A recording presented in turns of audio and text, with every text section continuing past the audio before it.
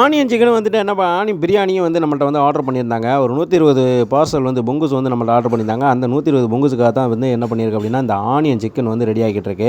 இந்த ஆனியன் சிக்கனுடைய வந்து டேஸ்ட்டே வந்து ரொம்ப டிஃப்ரெண்ட்டா இருக்கு. மலேசியாவுல வந்து பல கடைகள்ல வந்துட்டு ரொம்ப ஃபேமஸா வந்து என்ன பண்ணா, அந்த ஆனியன் சிக்கன் வச்சு செஞ்சு வச்சிருப்பாங்க. இந்த ஆனியன் சிக்கனுக்கு வந்துட்டு பிரியாணிக்கு வந்துட்டு நம்ம தொக்கு பிரியாணி சாப்பிட்டா எப்படி இருக்கும்? அதை விட கொஞ்சம் டேஸ்ட் வந்து கொஞ்சம் தூக்கலாவே வந்து வேற லெவல்ல இருக்கு. நீங்க என்ன பண்ணுங்க அப்படின்னா வந்துட்டு, இந்த மாரி ஆனியன் சிக்கன் வந்து நீங்க என்ன செஞ்சு பார்க்கணும்னா, நம்ம சேனல்லேயே வந்துட்டு பல ரெசிபிகள்லாம் பல வீடியோக்கள் போட்டிருக்கோம். அதை நீங்கள் என்ன பண்ணுங்கள், போய் தட்டி பார்த்து பாருங்கள் ரெசிபியை. இந்த ஆனியன் சிக்கனுக்கு வந்துட்டு தேங்காய் சோறு, பிரியாணி, நெய் சோறு அப்படின்னு சொல்லிட்டு வச்சு சாப்பிட்லாம்.